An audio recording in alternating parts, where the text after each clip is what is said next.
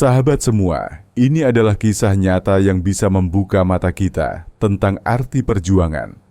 Bayangkan seorang pemuda sederhana berjalan di tengah keramaian pasar tradisional Bandung dengan tas ransel lusuh dan wajah letih. Di sekitar, suara klakson ojol bersahutan, aroma sate dan gorengan bercampur dengan bau aspal panas. Orang-orang melintas tanpa peduli, sementara dia hanya menunduk, menahan rasa malu. Tak banyak yang tahu, pemuda ini pernah ditertawakan oleh keluarga mantan tunangannya. Disebut gagal, dianggap tidak punya masa depan. Namun takdir punya caranya sendiri. Dari jalanan becek, dari bengkel kecil, hingga ruang rapat perusahaan besar, langkahnya membawa cerita tak terduga. Bagaimana perjalanan penuh luka itu akhirnya berubah jadi kemenangan. Inilah kisahnya, kisah nyata yang akan membuat kita terdiam dan merenung. Embun pagi masih menggantung di dedaunan ketika langkah kaki Arya, seorang pemuda berusia 28 tahun, terdengar menyusuri gang sempit menuju pasar tradisional Kosambi, Bandung. Di punggungnya tergantung tas ransel hitam yang warnanya mulai pudar. Isinya hanyalah obeng, kabel, dan beberapa peralatan sederhana. Arya bekerja sebagai tukang servis elektronik panggilan. Kadang ia memperbaiki kipas angin rusak, kadang televisi tabung tua, atau rice cooker yang tak lagi menyala. Pendapatannya tidak menentu. Ada hari bisa cukup untuk makan enak, tapi lebih sering ia hanya mampu membeli nasi kucing dan teh botol. Tetapi bagi Arya, itu sudah lebih dari cukup. Ia percaya, selama bisa makan dari keringat sendiri, hidup masih layak dijalani. Meski begitu, jauh di dalam hatinya, ada luka yang masih perih. Luka itu bernama Salsa, mantan tunangannya. Dulu Arya dan Salsa hampir menikah. Mereka sudah lamaran, sudah foto prewedding sederhana di taman balai kota. Namun semua batal ketika keluarga Salsa mengetahui kondisi keuangan Arya yang tidak stabil. Sang ayah dengan tegas menolak, bahkan di depan banyak orang. Kata-katanya masih terngiang jelas di telinga Arya. "Mama, aku takut gagal lagi," ucap Salsa lirih malam itu, sebelum ia benar-benar pergi meninggalkan Arya. Ucapan itu menjadi dialog terakhir mereka. Sejak saat itu, Arya memilih diam, menutup luka dengan bekerja lebih keras. Setiap pagi, ia berjalan melewati jalan Braga yang mulai dipadati motor dan mobil. Ia melihat gedung-gedung tinggi berdiri kontras dengan kios-kios kecil. Di satu sisi, dunia modern dengan kafe Instagramable. Di sisi lain, kehidupan sederhana penuh perjuangan. Arya berada di antara keduanya, tak pernah benar-benar masuk ke salah satunya. Tetangganya, Bu Rahayu, seorang penjahit baju yang tinggal di gang sebelah, sering melihat Arya berangkat pagi. Perempuan parubaya itu terkadang menyapa sambil mengangkat kacamata bacanya. "Arya, jaga kesehatan ya, jangan terlalu diforsir kerja." Arya hanya tersenyum, menunduk sopan, lalu melangkah lagi. Hari-hari Arya dipenuhi perjalanan dari satu rumah ke rumah lain, membawa obeng dan multitester di tasnya. Ia sering naik ojol, kadang jalan kaki jauh demi hemat ongkos. Saat hujan, bajunya basah kuyup. Tapi ia tetap melanjutkan pekerjaan. Meski hidupnya tampak berat, Arya menyimpan sebuah mimpi. Ia ingin suatu hari memiliki bengkel resmi dengan papan nama besar. Bukan sekadar menerima panggilan dari grup WhatsApp komplek. Ia juga ingin membuktikan kepada keluarganya sendiri bahwa ia tidak salah jalan. Namun kenyataan tak selalu ramah. Beberapa kali ia dipermalukan oleh pelanggan yang meragukan kemampuannya. Ada yang berkata sinis, ada yang sengaja menunda pembayaran. Pernah suatu kali, seorang pria kaya di daerah Dago menatapnya dari ujung kepala sampai kaki lalu berkata dingin, "Serius, kamu bisa benerin ini? Lihat penampilan kamu dulu deh." Kalimat itu menusuk, tapi Arya hanya menunduk dan tetap bekerja. Baginya, marah hanya akan menghabiskan tenaga. Setiap malam, setelah lelah bekerja, Arya kembali ke kamar kontrakannya yang sempit. Hanya ada kasur tipis, meja kayu, dan kipas angin kecil yang sering macet. Dari jendela sempit, ia bisa melihat lampu kota berkelip. Kadang ia membuka ponsel tuanya, scrolling media sosial. Foto-foto Salsa bersama tunangan barunya sering muncul. Mereka terlihat bahagia, berlibur ke Bali, makan malam di restoran mewah, atau sekadar duduk di kafe dengan kopi latte artistik. Hati Arya kembali perih, tapi ia menolak larut. Ia menutup layar, lalu menuliskan rencana kecil di buku catatannya.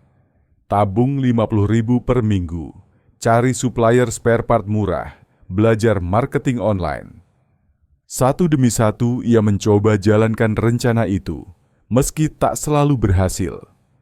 Tetapi yang tidak Arya sadari adalah, setiap langkah kecilnya mulai disusun oleh takdir menjadi sesuatu yang lebih besar. Pertemuan-pertemuan kecil, kerja keras tanpa keluhan, dan kesabarannya menahan hinaan, perlahan membentuk jalan yang tak pernah ia bayangkan sebelumnya.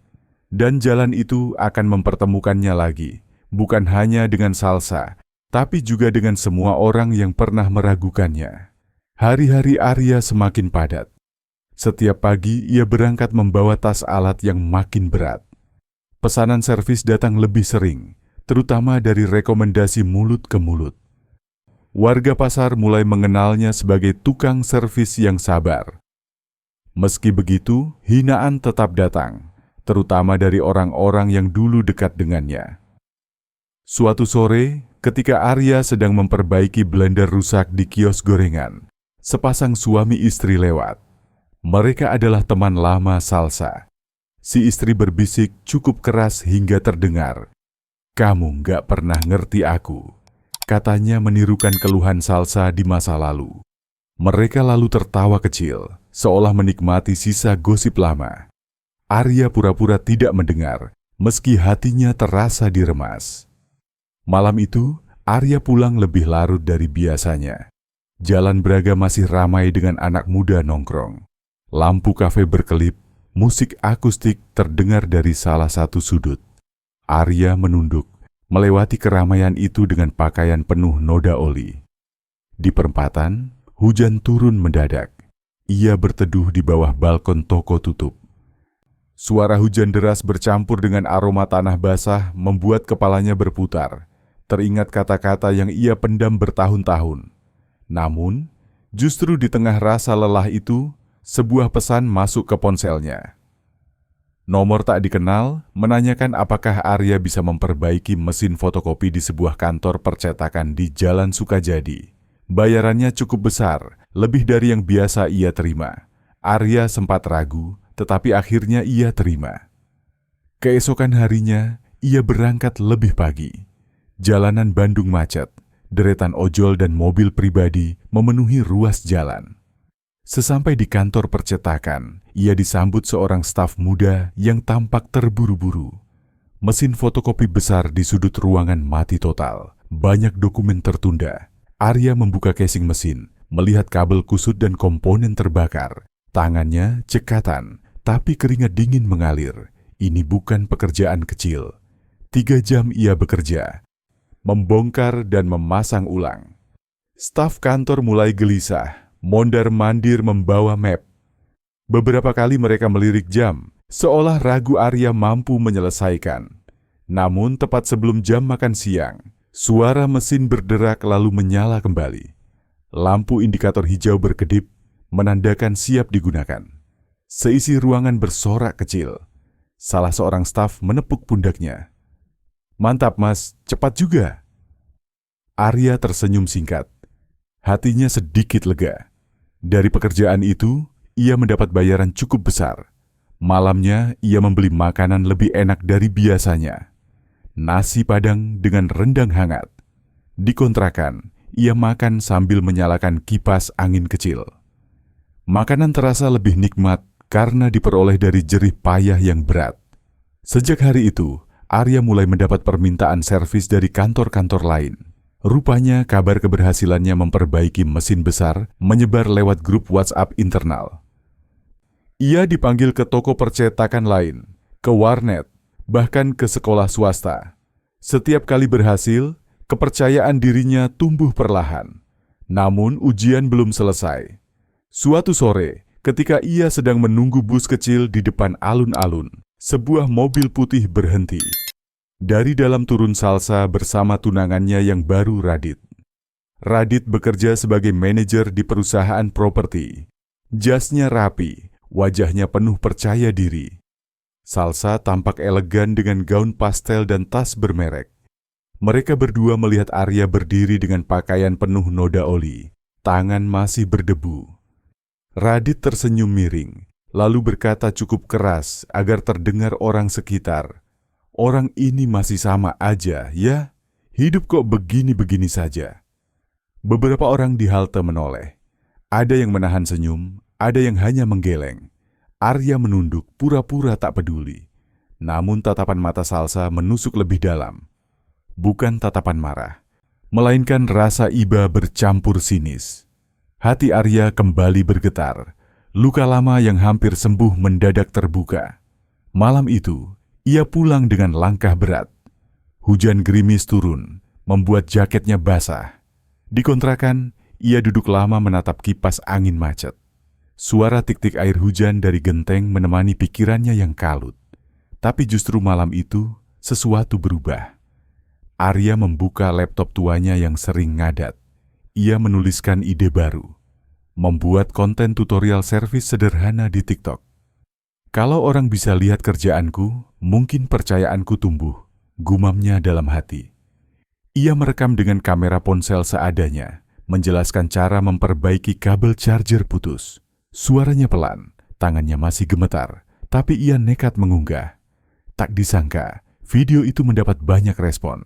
Puluhan komentar masuk, mayoritas berterima kasih karena terbantu. Dalam beberapa hari, pengikutnya bertambah. Beberapa orang mulai menghubunginya lewat DM, menanyakan jasa servis. Arya mulai merasakan ada jalan lain yang terbuka, dunia digital. Semakin hari, ia makin rajin membuat konten. Tutorial singkat, tips hemat listrik, hingga cara merawat alat elektronik. Ia belajar mengedit sederhana, memberi caption menarik, dan menggunakan musik trending. Videonya pelan, tapi pasti muncul di beranda banyak orang. Dari situ, ia mulai mendapat pesanan servis jarak jauh. Ada yang minta konsultasi lewat Zoom, ada yang mengirim barang via ekspedisi. Tetangganya, Bu Rahayu, terkejut ketika melihat Arya muncul di layar ponsel cucunya. Loh, ini kan Mas Arya tetangga kita, kok ada di TikTok? Katanya sambil tertawa kecil. Arya hanya tersenyum malu, tapi jauh di dalam hatinya, ia merasa sedikit bangga. Lama-kelamaan, keberadaan Arya mulai diperhatikan.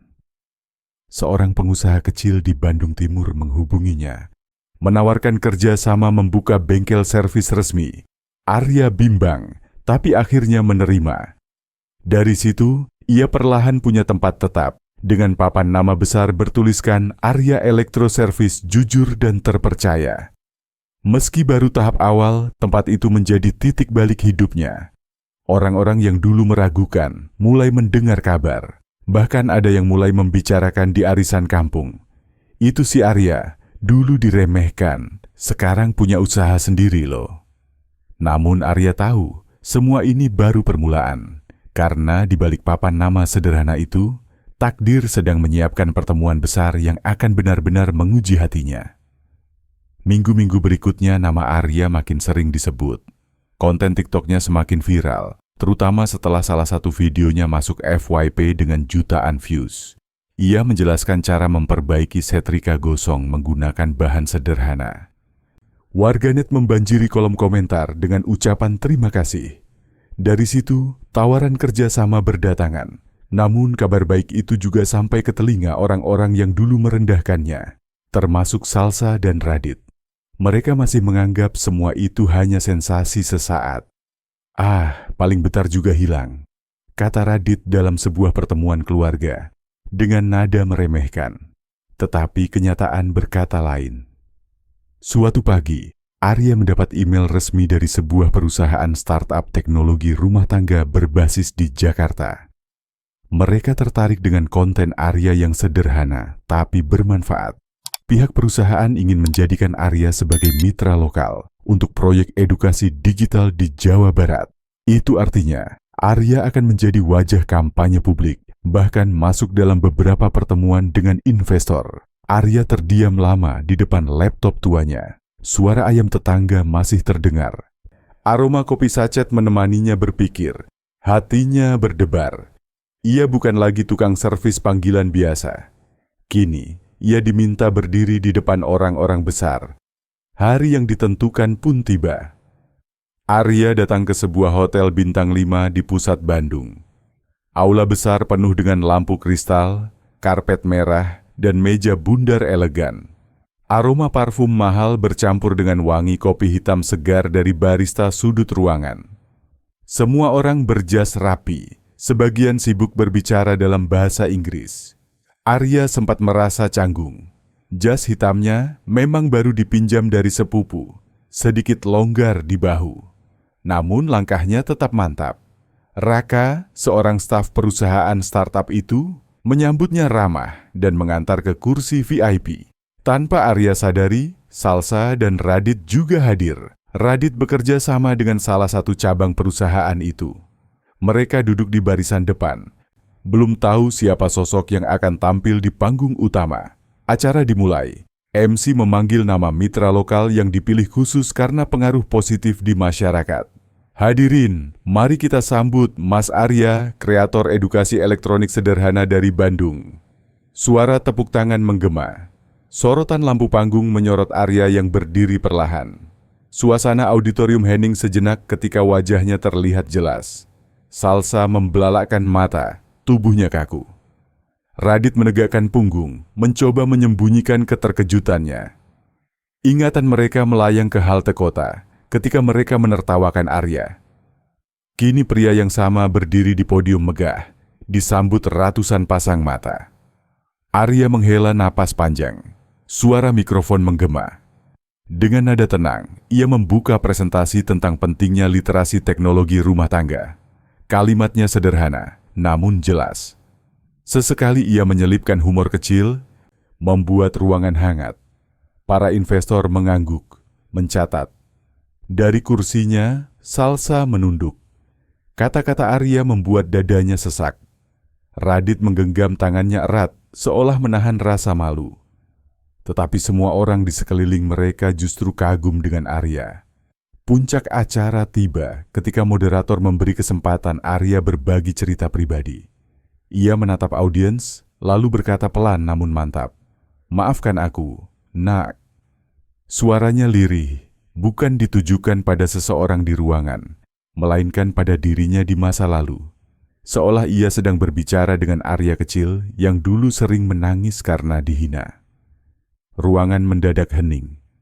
Suara sendok jatuh di meja terdengar jelas. Beberapa tamu terdiam, matanya berkaca-kaca. Arya lalu melanjutkan, banyak orang yang pernah merasa kecil, diremehkan, atau dianggap gagal. Tapi ingat, kegagalan bukan akhir. Itu hanyalah jalan memutar menuju kesempatan baru. Kata-kata itu seperti menampar halus wajah Salsa dan Radit. Mereka tak bisa menolak kebenaran yang berdiri di depan mata. Arya tidak perlu menyebut nama, tidak perlu mengungkit masa lalu. Kehadirannya saja sudah cukup sebagai bukti. Setelah acara, banyak orang mendekati Arya. Investor asing, dosen universitas, bahkan beberapa pengusaha lokal. Mereka ingin berkolaborasi, belajar, atau sekadar berfoto bersama. Kilatan kamera berulang kali menyilaukan. Di sudut ruangan, Salsa hanya bisa menunduk. Radit berusaha tetap tersenyum, tetapi keringat tipis mengalir di pelipisnya. Mereka sadar, roda kehidupan benar-benar berputar.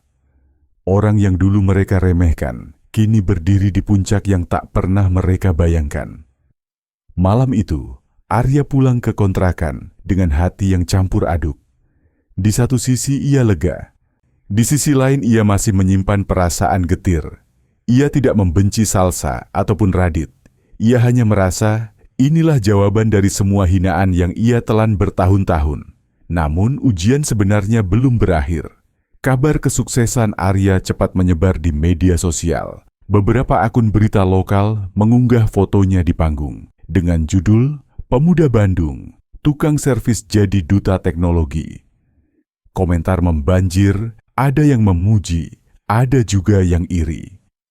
Beberapa hari kemudian, Arya menerima undangan resmi untuk menghadiri rapat strategis di kantor pusat startup di Jakarta. Semua manajer, termasuk Radit, diwajibkan hadir. Itu artinya, Arya akan kembali bertemu mereka, kali ini dalam ruang yang lebih formal, di bawah sorot lampu gedung tinggi ibu kota. Malam sebelum keberangkatan, Arya duduk di kontrakan. Hujan turun deras, suara petir sesekali menggetarkan kaca jendela. Aroma mie instan rebus memenuhi ruangan. Ia menatap catatan kecil yang dulu ia tulis. Tabung 50.000 per minggu, belajar marketing online. Kini, catatan itu terlihat seperti doa yang akhirnya terkabul. Dalam momen gelap itu, Arya mulai mengerti. Semua rasa sakit, semua hinaan, bahkan air mata di halte kota, hanyalah jalan menuju panggung besarnya. Dan besok, panggung itu akan mempertemukan dirinya lagi dengan masa lalu. Bukan untuk balas dendam, melainkan untuk menunjukkan siapa dirinya sekarang. Pagi itu, langit Jakarta dipenuhi awan tipis yang perlahan terbuka oleh cahaya matahari. Jalanan padat, suara klakson bersahutan, dan deru kendaraan memenuhi udara. Arya turun dari mobil perusahaan yang menjemputnya, melangkah masuk ke gedung tinggi berlapis kaca. Udara dingin dari pendingin ruangan langsung menyergap, bercampur aroma kopi hitam dari kafe di lobi. Hari itu adalah rapat besar perusahaan, mempertemukan seluruh manajer cabang, investor, dan staf penting. Aula megah di lantai 12 sudah penuh. Deretan kursi tertata rapi, layar LED menampilkan logo perusahaan. Semua orang berpenampilan rapi. Dengan jas berkilau dan wajah penuh ambisi, Arya berjalan ke barisan depan. Pandangan banyak orang mengikutinya, sebagian penasaran, sebagian kagum, sebagian lagi masih ragu. Ia mengenakan setelan jas sederhana, tapi langkahnya mantap. Saat namanya dipanggil sebagai mitra strategis, ruangan hening sejenak lalu disambut tepuk tangan meriah. Di sisi kanan aula, duduk Salsa dan Radit. Wajah mereka kaku. Tatapan mereka bertemu dengan Arya hanya sepersekian detik, tapi cukup membuat dada bergetar. Ingatan lama kembali menyeruak. Bukan hanya tentang halte dan hinaan, tapi juga tentang pilihan yang pernah diambil. Kini, mereka hanya bisa duduk diam. Sementara sosok yang dulu mereka anggap gagal berdiri di podium utama, Arya tidak menoleh terlalu lama. Ia berdiri tegak, memaparkan strategi sederhana tentang pentingnya edukasi digital untuk masyarakat kecil. Ia berbicara tentang bagaimana orang desa bisa memanfaatkan teknologi, bagaimana konten kecil bisa mengubah cara pandang, dan bagaimana setiap orang berhak mendapat kesempatan yang sama. Kalimatnya mengalir, tidak menggurui, tidak meninggi, hanya berbagi pengalaman nyata. Para investor mengangguk, mencatat. Beberapa manajer menatap dengan hormat. Ruangan terasa penuh energi baru. Bukan karena Arya tampil seperti orang paling pintar, tetapi karena sikapnya yang rendah hati dan tulus. Sementara itu, di kursinya, Salsa menunduk. Ia merasakan penyesalan yang sulit dijelaskan. Ingatannya melayang ke masa ketika Arya datang dengan baju basah kuyup, membawa hadiah kecil berupa kalung sederhana. Waktu itu ia menolaknya, menganggap semua tak cukup. Kini, ia sadar bahwa kebahagiaan tidak selalu datang dari tas mahal atau mobil mewah. Radit pun merasakan hal serupa. Ia mencoba terlihat tenang, namun jemarinya mengetuk meja tanpa sadar. Kata-kata Arya tentang kerja keras dan integritas menampar rasa sombong yang selama ini ia bangun. Baginya, ini bukan sekadar rapat. Ini adalah pengingat bahwa hidup tidak bisa ditebak. Setelah rapat selesai, suasana aula dipenuhi orang-orang yang ingin menyapa Arya. Mereka bergiliran menjabat tangannya, memberi ucapan selamat, atau mengajak berkolaborasi. Arya menerima semuanya dengan senyum tipis. Ia tidak menolak, tapi juga tidak berlebihan. Salsa dan Radit hanya bisa menyaksikan dari jauh. Mereka tahu, Tidak ada kata yang cukup untuk menghapus rasa malu hari itu. Hanya diam dan kepala tertunduk yang bisa mereka lakukan. Arya tidak mendekat, tidak menyindir, tidak pula menyinggung masa lalu. Ia memilih berjalan keluar aula dengan tenang, membiarkan waktu menjadi saksi. Bagi Arya, balasan terbaik bukanlah ejekan, melainkan kenyataan yang berbicara lebih keras dari kata-kata. Beberapa minggu kemudian, kehidupan Arya berubah. Ia mendapat banyak tawaran kerjasama, mulai dari proyek edukasi hingga peluang investasi. Namun, ia tidak lupa akar hidupnya. Setiap akhir pekan, ia pulang ke Bandung. Ia masih berjalan di gang sempit, menyapa Bu Rahayu sang penjahit, dan duduk di kontrakan sambil menyeruput teh panas.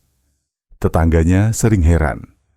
"Kenapa masih tinggal di sini, Mas? Padahal bisa beli rumah besar." Arya hanya tersenyum. Baginya, kesederhanaan adalah pengingat. Rumah sempit itu adalah saksi perjuangan. Tempat ia belajar menahan sakit dan menanam mimpi. Sementara itu, Salsa dan Radit mengalami perubahan besar.